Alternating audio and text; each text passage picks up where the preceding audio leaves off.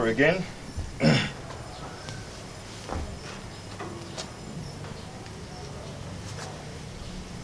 Not just swing. So, yeah, we should not swing much.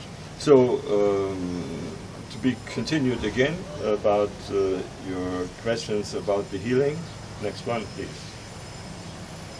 Should somebody companion the patient for any instruction? It's your own decision. You can bring one person of your trust. You can bring 20. I don't care. It's only depending if we have a private appointment or if it's in the public. In the public, anyway, everybody can come. But if it's a private appointment, bring whoever you want to bring or come alone. You know, but don't bring people who don't want it. Like, you know, sometimes it's very hard. You know, when you bring your partner, your loved one, or your, let's say, your wife or girlfriend or whatever, people very close to you that can inhibit you, not free expressing, because you're very close. Sometimes it's not a so good idea, but it's up to you. It's up to you. You know, some patients in some cultures they want to be together. Especially when it's about relationship problems. People they come for healing and counseling. When it's mostly about relationship problems, it's advisable to have the first session only one person and maybe the other one also, and then we can see we do it together. You know. Okay, go ahead. What was that? I mean, some cultures, yeah, they like to companion their patient. You know what I mean? Yeah. Maybe that's a Muslim. Mind control.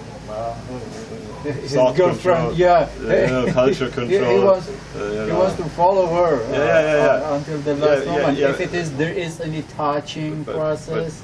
You know what I mean? Yeah, they want to attend. That's okay. You can come together first, and then you can clarify that. But finally, it's the decision. It's your decision if you want to make it. But I have the very last decision. I might even say no. This way is not a good idea. I cannot do a good job. And then you can still say, okay, I don't do it. You know. But you are free to decide, but I'm also free to decide this way won't work, you know, because I'm the one to do it, and you cannot tell me how to do my job, of course. You know, at its best, level best. So, yeah. And there are the viewers. So, have other question or unanswered query? Should they put some comments on would be the questions they have, and we can me as somebody that always asks you a question these days can offer those questions to you. So what is your next question? I mean, after somebody attended one session, probably maybe they didn't feel anything. What is your idea about that one? very simple. In fact, you know, for the result, for the progress, it's not important that you, I say in parentheses now, the patient, feels anything, notices anything during the healing session. It's helpful because then we can go faster into that, but it doesn't mean the result will be better or faster or less or something like that. You know, because different persons have a different sensitivity on different, let's say, frequency levels and so on and so on. It's not the criteria, you know. Even you don't feel anything, maybe go home.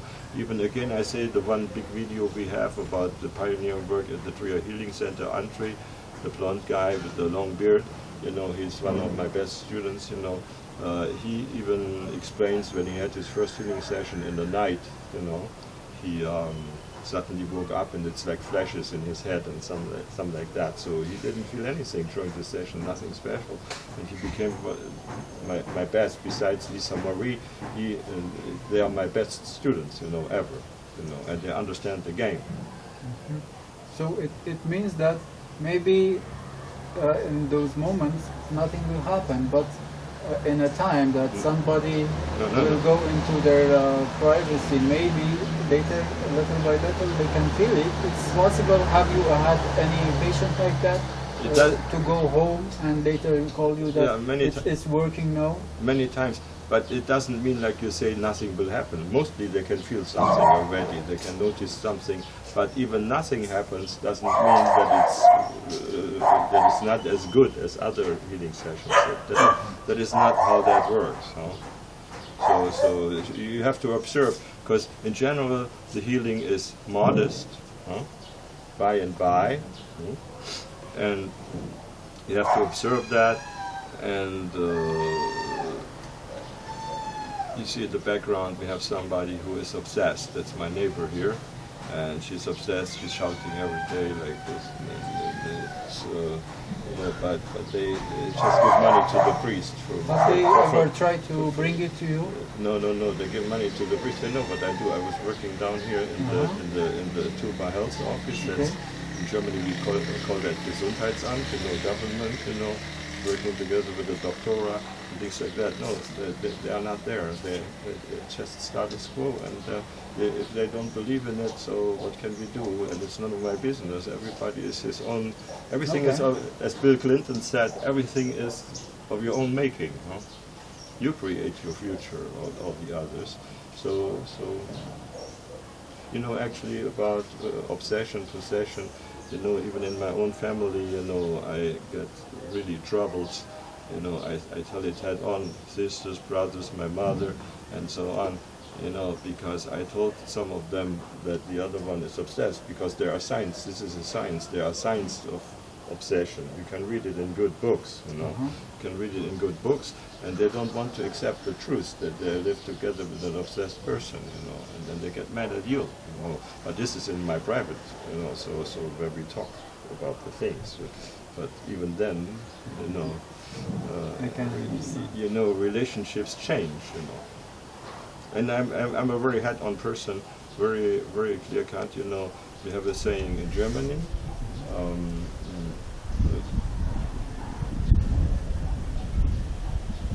Deine Verwandten kannst du dir nicht aussuchen, aber du kannst dir deine Freunde aussuchen. That means in English, you cannot choose your relatives, but you can choose your friends, select your friends. And everybody gets it. Well, whatever culture that is, they get it in the first second. They get it, the meaning, and that is. There's no barrier for that. That is very deep. So, yeah. So if somebody is not ready for that, then they better give money to the priest, and without results. So, c'est la vie. That's life. Sometimes they think it's kind of exorcism. They go there. Yeah. There's even something about on the internet about me on the that's an American NSA government site where they put everybody in a bad light who is not in political correctness like me, and they're talking about that I'm doing exorcism, and it's not true. Even another healer making comments there about things he doesn't know. He has not been there. I don't care. I just after many years, I just by accident I found this site, and I would not make comments. I know what I'm doing. That's it. Means to say, this level of healing is not that much. Is not that much familiar to all people, like other aspects of healing. No. In general, not so much. And in general, they have a big misunderstanding about the definition of spiritual healing. They think that there's something to do with religion, or they confound that with faith healing, but it's totally different. But sometimes it looks different, or Reiki, it might look like that, but it's a totally different level. So we have to do a lot of information, like disseminate the proper information and all this, so that people better understand. So to show that's the real picture. That's also one part of the pioneering work.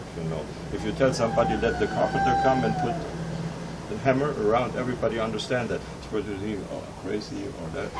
I go by, I'm titled by idiot to wonder healer. Who cares? I don't care about that. Whatever they talk about me, I see the results, and that is my drive. Okay, that's nice. Okay, I think you do the next clip, please. Okay.